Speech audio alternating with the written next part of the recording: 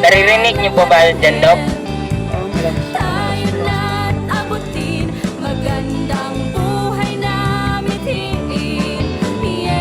Hello po, hello po.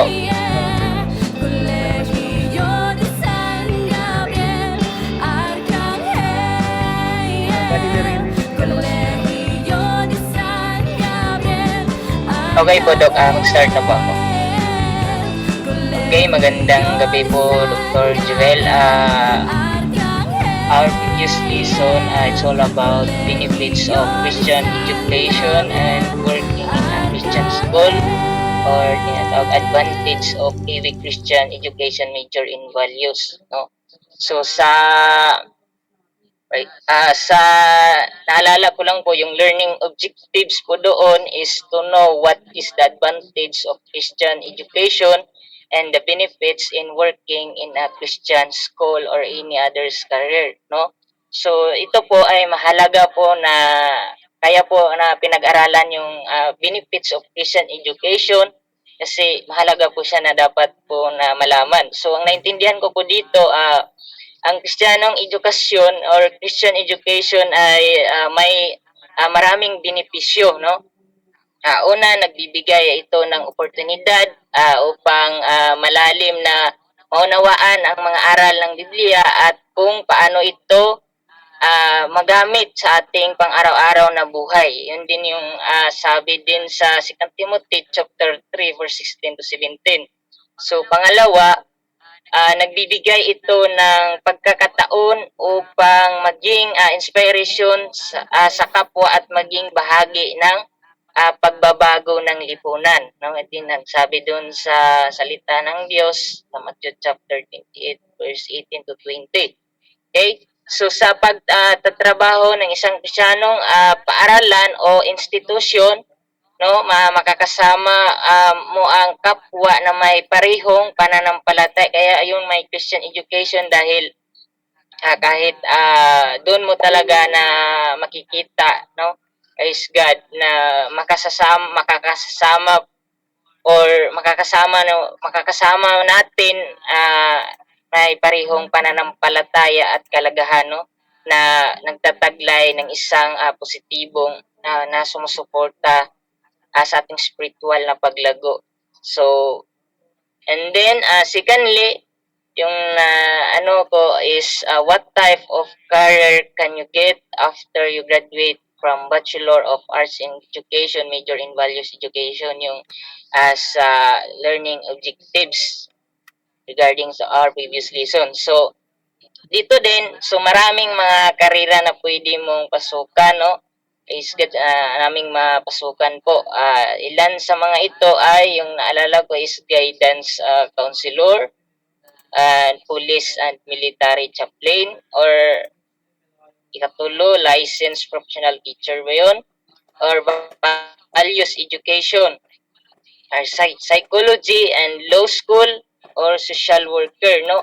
So, ang Christian education pala ay marami palang tinatawag na opportunity na mapasukan, no? Na kapag gagraduate kami ng Bachelor of Arts in Christian Education, major in Values Education. So, marami pala yung tinatawag na career na opportunity na mapapasukan, no?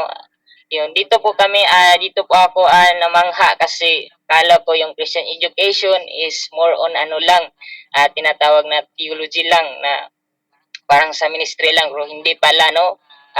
Kundi gamit po pala to sa or what we call a general talaga. Praise God, no? And thirdly, to have a deeper understanding about the Christian education, no? Dito, una, dapat nating basahin ang Biblia ng regular kasi to have a deeper understanding about Christian education. So, ng regular at alamin ang mga aral at prinsipyo ng Diyos kasi sabi nga sa Santiago chapter 1 verse 22 ba yun? And then, pangalawa, para makamtan natin yung deeper understanding, no, about the Christian education. Then pangalawa, makibahagi sa mga aktibidad, no, importante talaga to, at programa ng iglesia o Kristiyanong organisasyon upang makukuha na karanasan at kahalagahan. Okay, this biblical din po ito sa Hebrews chapter 10 verse 24 to 25. And then pangatlo, maghanap ng mga modelo at mentor na may pinang-aralan ng Christian education upang magkaroon ng gabay at inspiration. That's why we are here kasi po Dok, alam po namin na kayo po ang maging mentor namin. Praise God, no? Kaya to have a deeper understanding about the Christian education, no? Kailangan talaga may mentor. And then sa naalala ko po, Christian education is not all about religious and spiritual matter, but it had all the context of all subject that you know. And Christian education is related to any topic, no, or subject in this world that you must acquire and finish for the future of serving in the ministry and an opportunities to have a secular job in the future. So ito po yung ito po talaga yung naintindihan ko about sa Christian education, na what is our benefits, no? Marami palang benepisyo na makukuha. So ito pala na ang Christian education ay hindi lamang tungkol sa mga bagay na spiritual at relihiyon, no? Ngunit ito ay may kaugnayan sa lahat ng mga paksa at tema na ating nalalaman. So, ang Christian education ay may relasyon sa lahat ng mga paksa sa mundo, no? General pala. No, ang pagkaakala ko noon is yung Christian education ano lang, based in spiritual at religion lang. So mali pala. Ito pala ay tinawag, mayroon din pala itong secular, no? Na dapat nating malaman at matapos upang maglingkod sa ministeryo at may oportunidad na magkaroon ng trabaho sa secular sa hinaharap, no? Ito po talaga yung naintindihan ko regarding this lesson about the benefits of Christian education. So ito ay nangahulugang na ang Christian education ay hindi lamang isang disiplina na tumutukoy sa mga doktrinang spiritual, no? Ngunit ito ay isang paraan ng pag-iisip na tinatawag na katutulong sa inyo sa ating pag-unawa, no? Praise God. Pag-unawa sa mundo at sa ating papel, no, or ating rules dito sa sanlibutan, no. Ito ay nagbibigay sa atin ng mga kasanayan at kaalaman na kailangan natin upang maging epektibo sa ating ministeryo at sa ating karera, no? Ito pala yung mahalaga talaga itong tinatawag na Christian education, kung ano talagang benepisyo, no? Kasi hindi kami mag-aaral kasi kung walang benepisyo, kaya that's why we are here, because I know na ito talaga yung Christian education, yung alam lang namin sa Christian education is yung sa more on spiritual or religious, so hindi pala, kaya nagpapasalamat kami sa inyo, Doc. Praise God, no? Ang Christian education pala is marami palang benefits, no? Hindi lang sa ministry kundi job, no, makukuha na in the future, no? Maraming tinatawag na benefits, no? And then sa huli, Christian education ay hindi lamang isang diploma o titulo, no? Ngunit ito ay isang pagtawag na maglingkod sa Diyos at sa kapwa natin, no? Kaya hindi kami nakapag-aral dito kung ano lang, no? Parang kasi kung gusto namin mag-aral, hindi sa secular na lang talaga. Nag-aral kami dito dahil tinawag kami ng Diyos, no? Ito ay isang oportunidad na gamitin ang ating kaalaman at kasanayan upang maging instrumento ng pagbabago at pag-asinso ng ating mundo. That's all lang po, Doc, at maraming salamat. Okay, no? Napakaganda ng shinare o tinuran, no? Ni Pastor RJ, kahit dalawa lang tayo rito. Pinakinggan ko yung mga ano mo, no? Yung mga naintindihan mo doon sa Christian education. Yun nga, hindi siya about ano lang, no? Hindi siya about sa spiritual kasi ano 'to, napaka-ano niya, napaka, broaden yung kanyang topic. Kumbaga ano siya, dual purpose siya, eh. Puwede kang kasi dati nung panahon namin wala pa naman talagang Christian education noon. Ang talagang kurso talaga nun, Bachelor of Arts in Theology, major tapos bahala ka na kung anong major, pastoral, theology o Christian education. Pero ngayon lumabas 'tong, Christian education.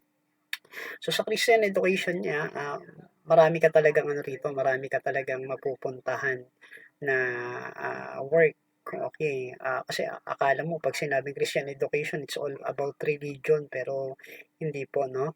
'Pag sinabing Christian education, excuse me, marami siyang sakop na, topic, okay, o branches na puwedeng pag-aralan. So, siguro dahil tayo lang nandito, okay naman 'to kasi recording 'to, kung 'di sila papasok ay, mapapanood naman nila 'to, eh. So siguro ano na tayo 'no, punta po tayo dun sa ating topic para hindi naman, sayang din yung ating ano, panahon. So, magkano po kasi ano, eh, sabagay at least ikaw ano ka na, wala ka ng poproblemahin sa iyong reporting kasi nakapag-report ka na. So, yung mga hindi na nakakapag-report, sila na lang yung anuhin natin 'no, sila yung hindi pa tapos. Okay, so kaya ikaw at least, nakapag-report ka na, sila na lang yung inaantay ko, o inaantay natin 'no. Teka lang, i-share ko lang yung screen para nagkakaroon tayo ng problema sa ating ano lang, share screen.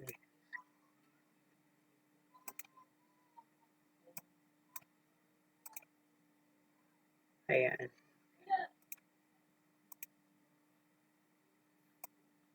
Medyo mga tagina yung mga internet ngayon, eh. Sorry, an error occurred when screen sharing. Can share your screen. Okay, sige. Hindi ma-share, eh. So, ang gawin na lang natin ay ano ko na lang 'to. Hindi siya ma-share, eh. Sayang, ah.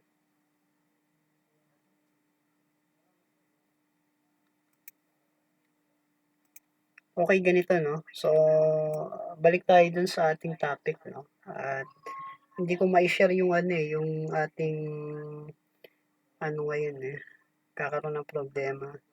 Pero ano tayo, start tayo dito sa ating topic na kung saan ay, maganda sana kung naka-share kaso lang nagkakaproblema tayo 'no. So, yung ating topic ngayon ay may kinalaman sa Christian education in the 21st century, renewing a transformational vision. So, sayang yung mga kasama natin 'di nakapasok ngayon, maganda sana kung nakapasok sila pero okay lang at least, buti na lang naka-ano tayo, naka-record screen tayo 'no, pero sayang talaga. So yung topic natin again, o yung class topic natin ngayon is all about Christian education in the 21st century. Sabi mo nga kanina, Pastor RJ, na akala mo yung Christian education it's all about, religious studies o kung ano pa man. Ah, Sabi mo nga 'no, kung gano'n din naman pala kung, kumbaga saan hindi ka nag-aral, hindi naman kayo nag-aral dito para wala kayong benefits 'no. Kaya isa sa benefits ng ano, ng Christian education ay, ah, marami siyang opportunity. Okay, at eto nga yung ano siya, very connected siya dun sa ating pinag-aaralan ngayon na because ano, sabi niya, Christian education in the 21st century. So kasi kung yung Christian education kasi ano na yan, totally matagal na rin talaga yan. Matagal na rin siya, yung Christian education, napakatagal na niyan kung ating ano 'no, kung ating, pag-aaralan 'no. Kasi kung nakikita mo itong mga tatlong nandirito dito sa pinaka-banner natin 'no, sa IBU, eto 'no, kung ewan ko pamilyar kayo diyan sa, o pamilyar ka rito 'no, sa tatlong 'to. Nandirito si Martin Luther, si, Calvin, no? Okay? Kung familiar tayo diyan. So sabi mo nga kanina again, no? Yung Christian education malawak yung kanyang ano, yung kanyang opportunity. At yung topic natin again ay yung sa ano, Christian education in the 21st century. So may kinalaman siya talaga diyan o may connection talaga siya. Kasi ang Christian education matagal na 'yan eh. Kung mapapansin mo ito nandito sa pinaka-banner natin dito no sa taas. Ayan no, yung International Bible University, yung tatlo, yung tatlong ano rito no, yung tatlong karakter dito, si Martin Luther, si John Calvin, tapos eto si Zwingli. Ito yung mga ano, yung mga edukador dati, Christian education kasi ang pag-aaral dati, ang original na school talaga, una talaga sa religion. Okay, no? Wala pang university, wala pa mga university na secular. Ang nauna talagang mga university, it's all about ano yan, it's all about religious education. Okay, theology, philosophy, yan yung mga matatagal na discipline o pag-aaral.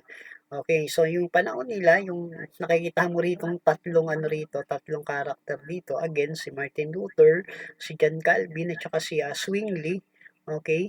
Ay sila po yung mga tawag dito, isa sa mga nagturo no, nung 15th century, okay, no, 16th century, okay? Tsaka yung mga nauna sa kanila, no? Ay, yung Christian education, napakatagal ng ano yan, disiplina yan. Kumbaga, ano yan, parang parehas yan sa theology. Pero kasi pag Christian education, ito ay dalawa ang pwede mong puntahan, either maging minister ka, pastor, okay, o kaya pwede kang maging teacher o guro sa isang public school, whether or public school.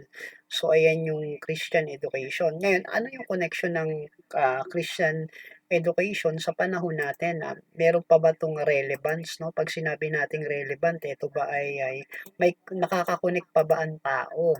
Okay, katulad sa panahon natin ngayon dahil super high-tech na ang mundo, sabi nga sa Bible, no? ah, Darating ang panahon, no, na yung ang tao tatalino, no? Yung kanyang kaalaman ay lalago at lalawak. Yun nga lang, sa panahong yan ay dadami din yung mga ano, no? Dadami din yung hindi naniniwala sa Panginoon. Habang pa-advance ng pa-advance sa mundo, okay? Nagkakaroon din sila ng ano, kasi sa sobrang talino ng tao, talaga, lalo yung mga atheist, kino-question talaga yung ano, yung existence ng God, then yung relevance ng religion sa panahon natin. Okay, no? So, katulad niya sa Amerika, England, maraming nagsasarang mga simbahan. Ngayon, ang tanong diyan, ano ba yung relevance ng Christian education sa 21st century? At yan yung ating tututukan natin, ating pag-aaralan. So sabi diyan, again, Christian education in the 21st century, renewing a transformational vision. So, ito yung ating ano, no, i-renew natin yung ating Christian education. Kasi ngayon, ano nga eh, sabi ko nga, sa dami ng ateista o yung mga, kahit dito sa Pilipinas, maraming ateista, no, hindi naniniwala sa Diyos o sa Creator. So, ano yung gagawin natin o magagawa nating pag-renew o yung ating transformational vision. So ito, so ano muna tayo dito sa introduction, no? Introduction, renewing the call for Christian education in the 21st century must be done in a manner that not respect historic foundation of this enterprise but also recognize the unique needs of the 21st century student. So ating i-renew yung ating tawag dito sa ating kursong Christian Education. Sabi ko nga ay matagal na tong kursong to, o hindi pa naman talaga siya as in kurso dati, no? Hindi pa nung panahon nila Luther, nung 15 century, okay? Ano lang siya, part ng theology subject lang siya, no? Okay? So hindi pa sila magkahiwalay dati. Okay, pero sa panahon natin ngayon, ang theology, baliktad naman, no? Part lang niya ng ano ng minor subject ng ano, no, CE o Christian Education. So parte lang yung subject na 'yan. At yan yung ating tututukan ngayon. Sabi nga dyan, that's not only respect historic foundation of the enterprise but also recognize the unique needs of the 21st century student. So talagang nangangailangan tayo ng ng mga unique needs of the 21st century student. The modern research that has been conducted to enhance educational approaches to better reach students with relevant learning and skills has brought about a change in the theory of educational practice. So ngayon sa panahon natin ngayon ay nagkakaroon tayo ng advancement about dun sa CE o sa Christian education na kung saan ay talagang ginagawa natin ngayon na maging relevant bilang mga Christian educator. Okay? Pag sinabi kasing CE educator o Christian educator, hindi ka lang yung nakabound sa religious education eh. Okay? Katulad nga ng kaninang nireport mo, okay? Na kung saan ay hindi tayo nakabound doon sa religious matter. So, napakalawak ng ginagalawan ng CE o ng Christian education na kung saan ay pwede itong kumonekta sa lahat. Kasi ang pwede mong rito, no, pwede mo siyang i-apply sa lahat. Okay? Sa sociology, no, o sa social community. Pag sinabing social community, pag sinabi yung term na community, hindi lang yan tumutukoy yan sa isang isang organisasyon o isang grupo, kundi pag sinabing community, lahat kasi community. Kunyari, etong mga tricycle driver, community yan. Community ng driver, okay? Yung mga nasa palengke, no? Yung mga tindero doon, community yan. So sa atin, napakalawak ng CE o Christian education na kung saan sa panahon natin, pwede natin i-connect yung na yan, yung CE na yan o Christian education na yan. Then, a truly Christian educator must understand and implement all the best practice. Okay, ito yung pinakamahalaga, no? Yung totoong Christian educator. So, sino ba yung mga totoong Christian educator, no? So, ito yung mga pinapractice nila, no? Pinapractice nila yung kanilang, yun, na yung kanilang coding. Then, yung tinatawag nating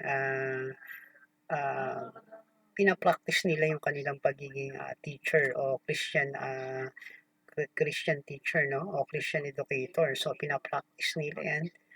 Hindi lang sa tinatawag nating sa church, no? Kundi sa pang-araw-araw na pamumuhay nila. So, kaya yung application, meron tayong dapat na ginagawa o nakikita sa atin at kailangan natin maintindihan kung paano natin implement at yung best practice. Discovered through research and also believe that modern educational research does not change the foundational biblical principles. So yung modernong yung modernong educational research, sabi diyan, does not change the foundational biblical principles. So kasi ang mundo ng Christian education, it's all about research. Pero hindi niya binabago yung biblical principles pagdating dito sa ating paniniwala sa Christian education. So dapat nandoon pa rin yung standard ng ating mga prinsipyo kasi dapat may foundation talaga yan eh. Yung foundation natin dapat originally nakaset yan doon sa doctrine, beliefs at saka sa philosophy ng mga nauna sa atin.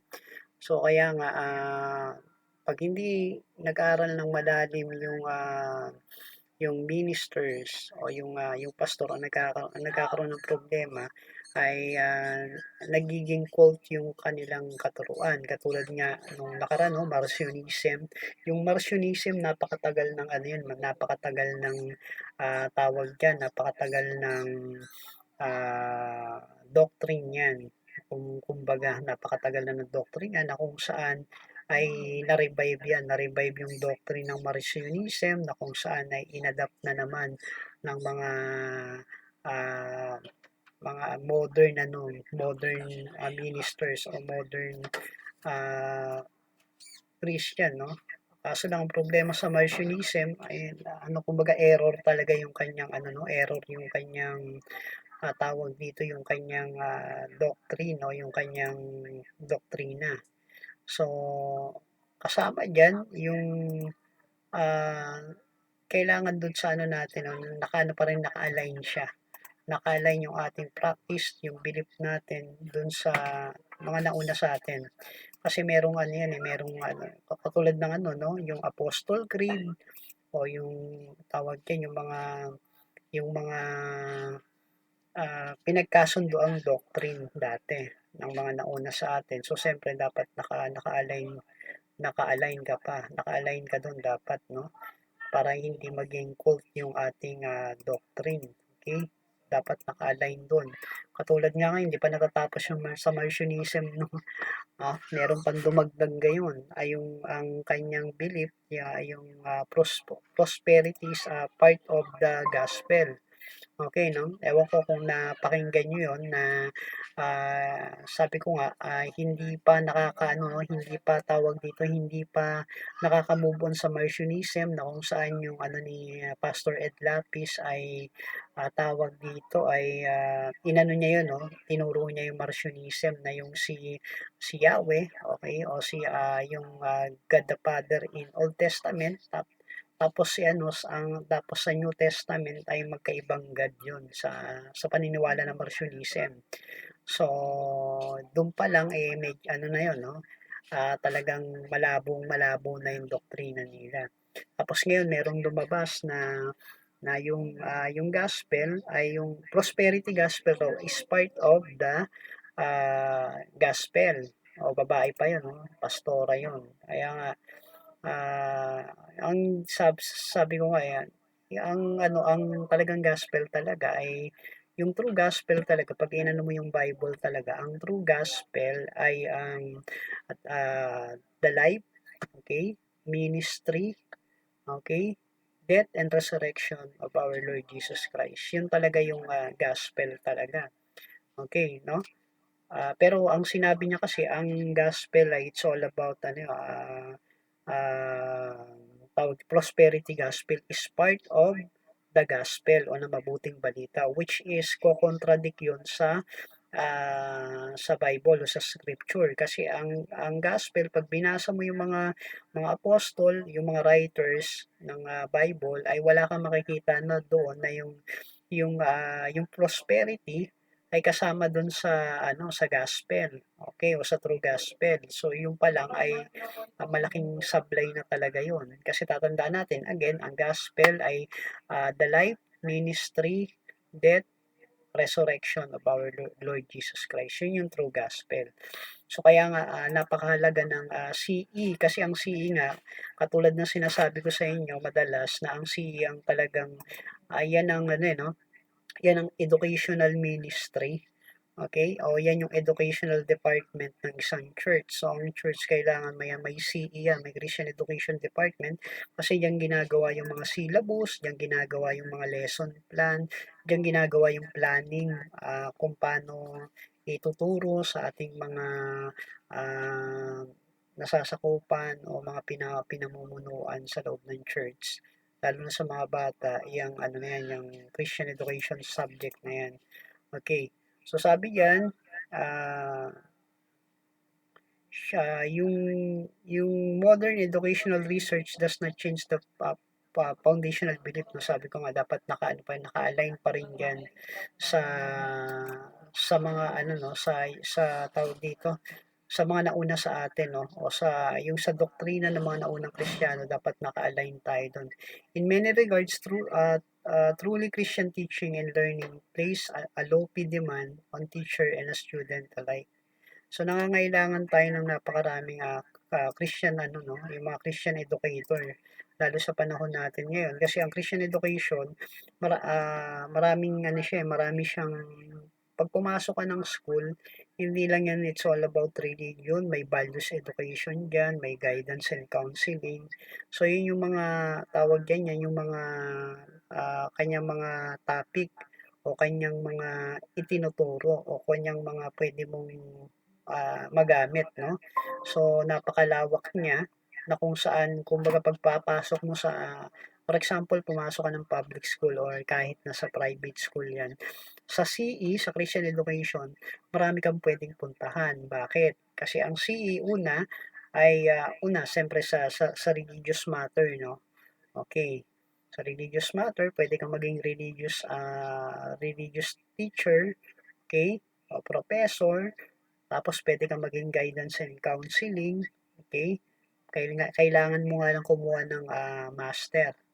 Okay. So kasi yan yung mga related subject eh kasi ang Christian education related yan sa guidance and counseling, okay?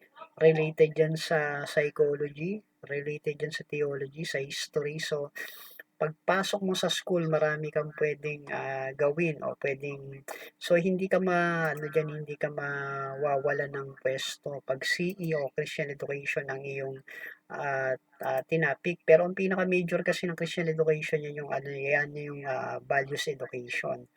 So sa panahon kasi natin ngayon kailangan natin yan lalo na sa pagga-guidance 'no, maraming stress. Kasi ang trabaho ng Christian education pagdating din sa mga ano, sa mga may stress, merong mga psychological problem, yan din yung mga tina-target niya. Kasi sa CE o lalo na 'pag Doctor of ano ka niyan, Doctor of Psychology, may tinatawag na subject na Pastoral Psychology diyan sa Centro Escolar University rito sa Metro Manila o sa NCR.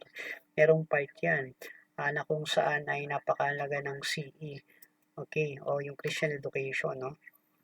Sabi pa rito, the Christian teacher must not only prepare the standard lesson. So yung teacher ng Christian education ay hindi niya lang kailangan na tawag dito pine-prepare yung standard lesson plan in their subject area. Pero but must also possess the refined biblical understanding of each lesson they prepared so as to create a biblical framework for all those in the Christian school.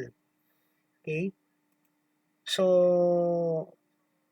matindi yung kanyang ano 'no, yung matindi yung kanyang pagpe-prepare mo dun sa ating lesson. Dapat hindi lang basta nauna ano mo 'no, tawag dito, hindi lang basta na-meet mo yung pinaka-standard lesson plan ng iyong itinuturo, but dapat refined din pagdating dun sa biblical understanding. Sa bawat lesson na yung pine-prepare, dapat kine-create mo yung biblical framework for all those in the Christian education. So, Christian philosophy assert that since God created all things, sabi diyan, pagdating sa Christian philosophy, assert that since God created all things and they all now exist by His power. So, tatandaan natin na part ng Christian education, yung ating Christian philosophy na naniniwala tayo na si God yung may gawa ng lahat okay, ng bagay and for His pleasure.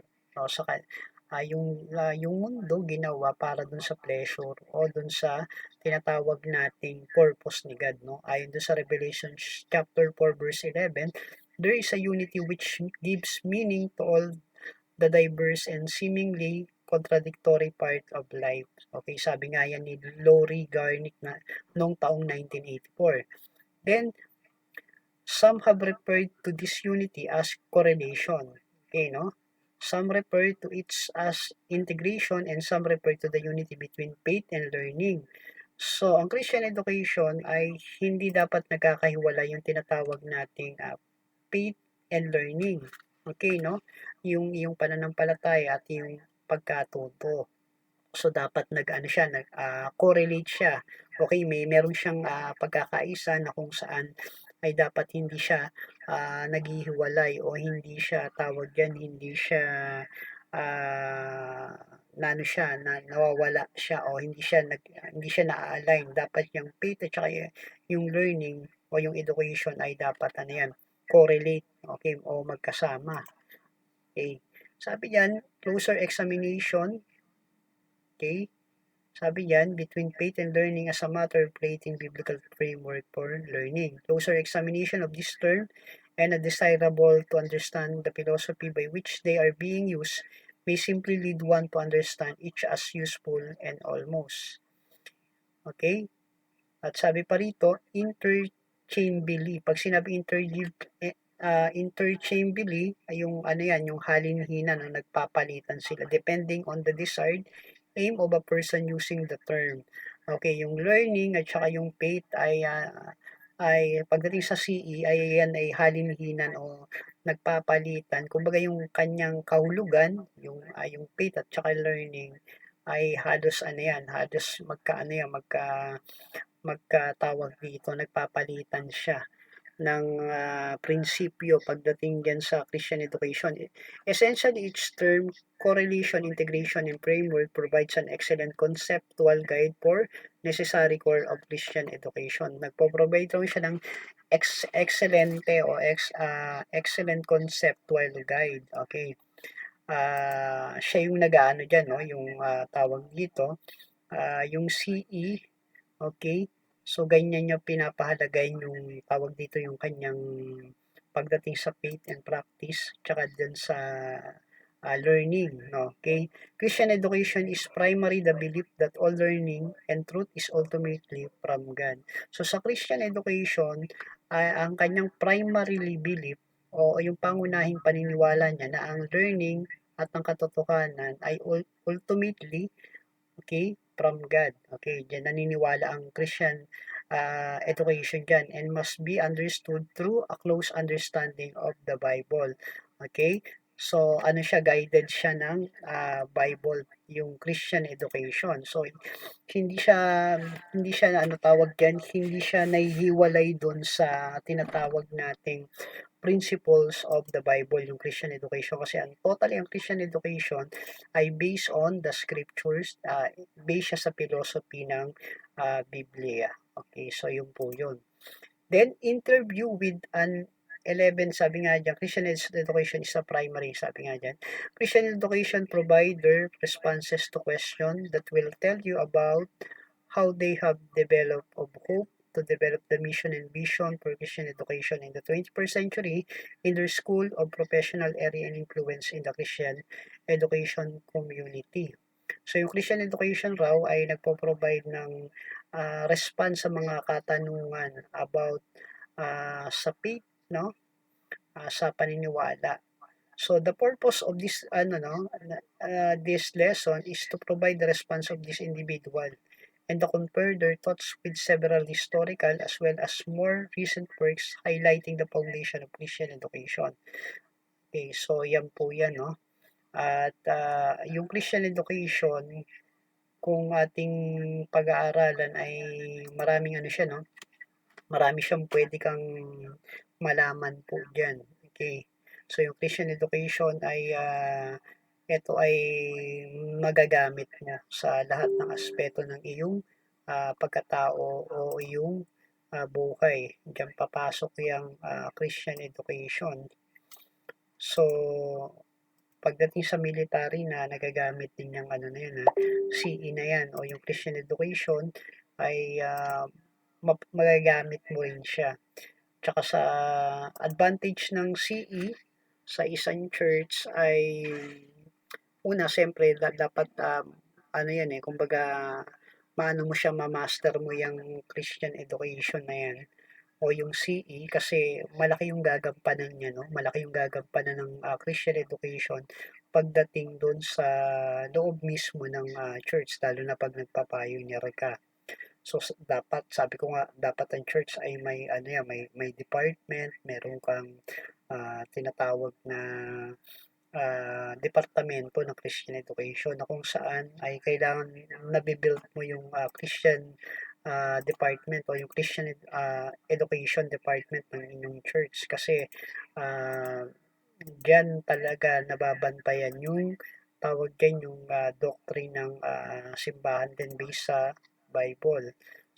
So kailangan ay yung council of teachers, ewan ko kung sa inyo ginagawa nyo yan, pero dito ay meron kami tinatawag na yung konseho ng mga Council of Christian Educator na kung saan ay yan yung ano natin, no? Kasi sa Christian education, diyan natin nababantayan lahat ng doctrine. Okay, o yung mga preaching.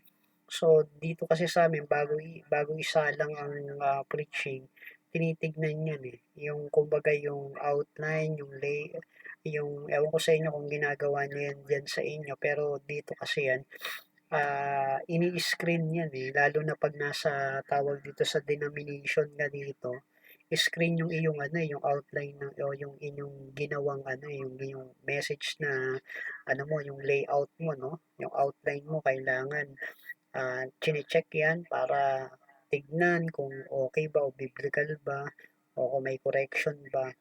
So kasi yan yung trabaho din ng ano ng ng sa Christian education, no? Kailangan ay sinusuri niya lahat ng may kinalaman about dun sa doctrine. Okay? Lalo na pag sa preaching. Okay. So, in order for Christian education in thrive in 21st century, a greater amount of emphasis must be placed on understanding the foundation on which Christian education was built. Okay. So, yung Christian education, para mag-thrive raw siya sa 21st century, kailangan natin ng greater amount of emphasis o nandiin to be placed on understanding of the foundation of Christian education. So, dapat tayo mismo ay ano tayo dyan, no? Malaman natin yung pundasyon. So, dapat yung tayong mga nagtuturo ng sa parte ng Christian education, kailangan makuha natin talaga yung esensya, yung makuha natin yung tamang katuruan doon based sa scriptures at saka dun sa history ng Christianity. So kasi minsan nagtatalo yan o madalas minsan yung mga Kristiyano kasi ayaw na nila ng history. Okay? So parang ano nila, yes, ang Bible talagang ultimate pagdating sa doctrine. Pero kasi may kasaysayan tayong dapat na ah, hindi natin kalilimutan. Okay. Ibig sabihin, ito ang Bible pagdating sa faith and practice at yung kasaysayan. Okay? Kasi ang Christianity, hindi lang naman yung sumulpot eh. Hindi yan basta sumulpot na ano na lang. May ano yan, meron talaga tayong kasaysayan ang Christianity. So, kung dati kasi ang ating tawag dito, ang ating ang Christianity kasi dati ano yan eh, talagang isa lang siya, no? Isa lang siya na body. Okay? Walang sekta-sekta. Walang tawag yan, walang tawag dito, walang bahagi. Pero pagdating ng ilang panahon, nagkaroon ng development na kung saan ay nabahabahagi yung ating ano no, yung ating Christianity o yung nagkaroon ng sekta-sekta. So ayan yung nangyari. Pero ang pinaka point lang diyan ay kailangan nating magkaroon talaga tayo ng malalim na pag-aaral doon, no? Promoting a biblical vision for Christian education in the 21st century together with the transcript response of the 11 subjects. Yan. Okay? So, hindi ko na masyadong aanin yung elaborate masyado kasi eto, ano nyo na to, basic na alam nyo na ito eh. Okay, no? So, binabalik-balikan lang natin para maganda na mas lalo nating no, ma-refresh, okay, ma-repeat, kasi the more na ma-repeat natin yan, ma-remind natin yan, lalo sa ating, lalong tatago sa atin yung ating mga pag-aaral. So, with that, hindi na siguro tayo magpapakatagal-tagal, no? Dahil mag-aalas 10 na rin, okay, medyo late yung ating, late yung ating study o pag-aaral ngayon. But anyway, okay lang po. Ay, meron pa namang next week, no? So, siguro mag-ano na po tayo, proceed na tayo sa prayer, no? Para bawi na lang tayo na, no? Medyo, next time, bawi tayo kasi atrasado na tayo, mag-almost, na, 10. Dapat talaga 5 tayo. Pero kasi ano talaga natin 8 talaga eh. O kung kaya dapat 7. Meron tayo 7 talaga tayo para at least hindi tayo masyadong maatrasado, no.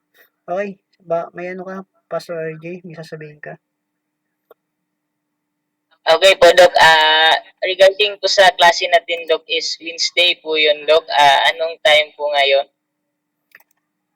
Kasi si ano kasi, si Pastor Christian kasi meron siyang ano eh, meron siyang pumapasok na kasi siya ng trabaho. So yun yung nagiging ano niya, nagiging ano niya no, hindrance niya na alas 5 hindi na siya pwede.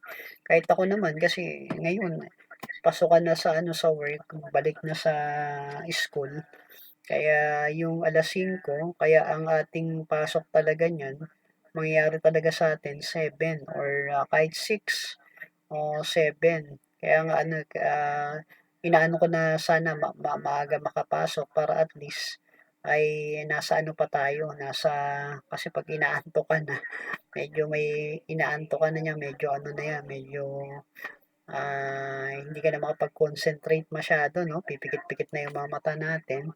So, mahirap na. Habang nakikinig ka, kahit yung nagtuturo, pag inaantok na yan, ay medyo may nagkakaproblema tayo doon.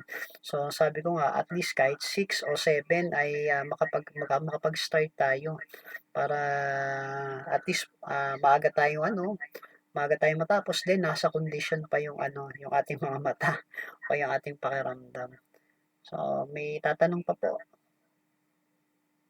Okay po, Dok. Wednesday po, Dok. Okay lang po, Dok. Mga 6 tayo mag-start. Basta Wednesday po, Dok. Oo, yun na lang para ano tayo, maaga tayo, no? Maaga tayo makapagsimula, maaga tayo matapos din, then at the same time, at least makapag-ano tayo din, no? Baka kasi pag ganito, alanganin na din, parang konti na lang yung matatapik natin. Okay, so gano'n na lang siguro 'no. So tayo ay, mananalangin na closing prayer 'no. Muli maraming salamat, Panginoon. Again, we thank you, we magnify you, Panginoon, sa aming, pag-aaral ngayon.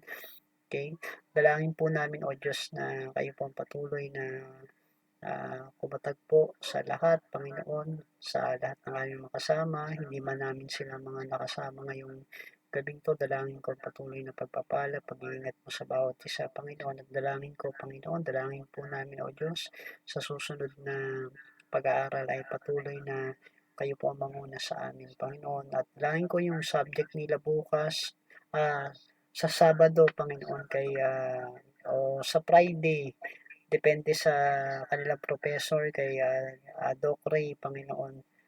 Dalangin ko na kayo po manguna sa kanilang klase. Maraming salamat sa pangalan ni Kristo Jesus. Amen. Okay, no? Good evening. Good evening, no? Good night, Pastor. Good night po, good night po.